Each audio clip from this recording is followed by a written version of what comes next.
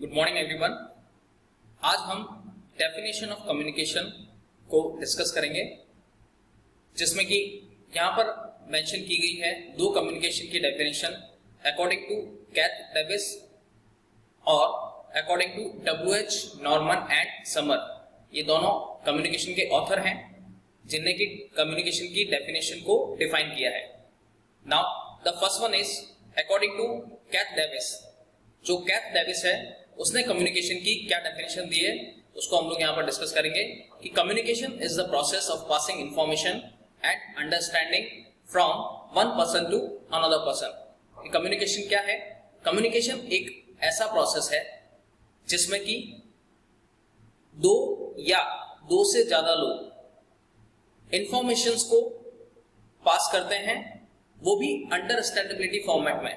यानी कि जब दो लोग या दो से ज्यादा लोग किसी प्रकार की कोई भी इंफॉर्मेशन को एक दूसरे को ट्रांसमिट करते हैं या एक दूसरे को ट्रांसफर करते हैं, तो वो इंफॉर्मेशन जो ट्रांसफर की जा रही है वो इंफॉर्मेशन अपने आप में अंडरस्टैंडेबिलिटी फॉर्मेट में होनी चाहिए। यानी कि ऐसी इंफॉर्मेशन जिसे कि रिसीवर रिसीव करे और उसे अंडरस्टैंड कर सके।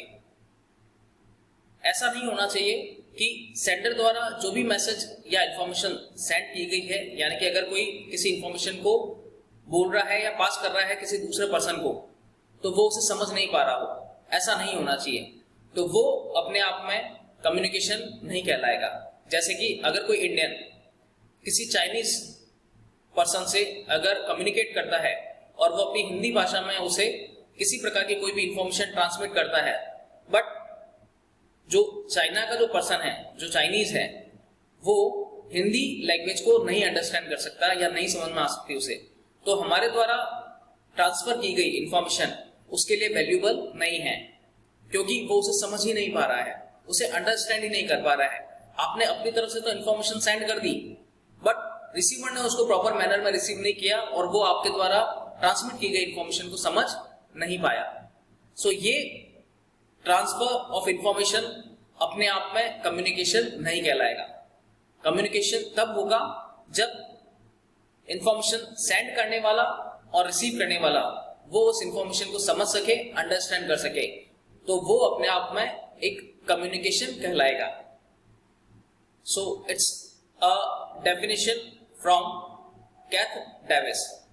Now the second one is from W H. Norman and Summer. इनके थ्रू डेफिनेशन क्या है कम्युनिकेशन की कि communication is an exchange of facts, ideas, opinions और इमोशंस बाय टू और मोर पर्सन।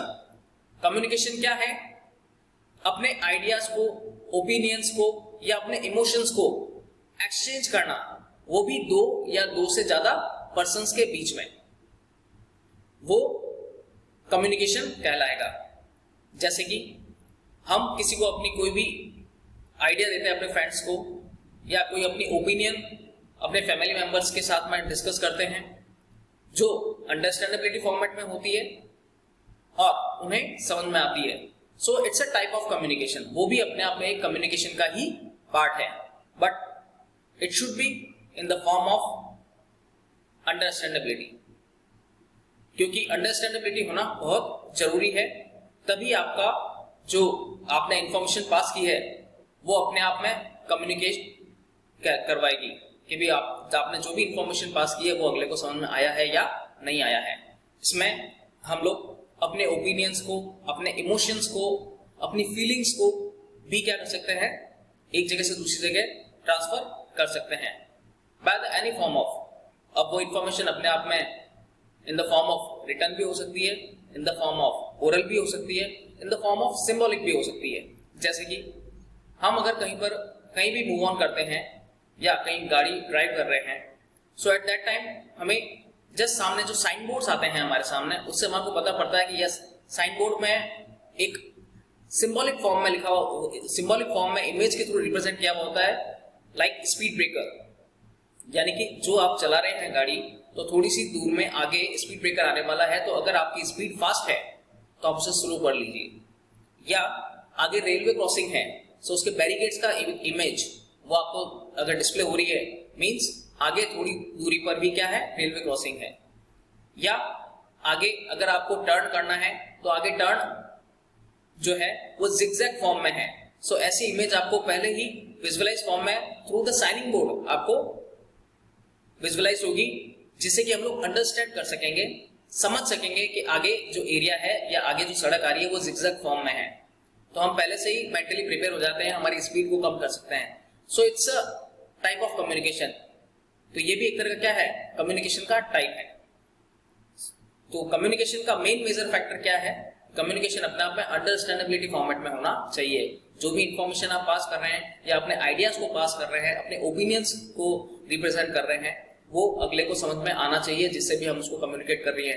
ये कम्युनिकेशन अपने आप में दो या दो से ज्यादा पर्सन्स के बीच में या लोगों के बीच में हो सकता है। So it's all over definition about the communication through the author Kath Davis and W.H. Norman and Summer. So that's all for today. Thank you.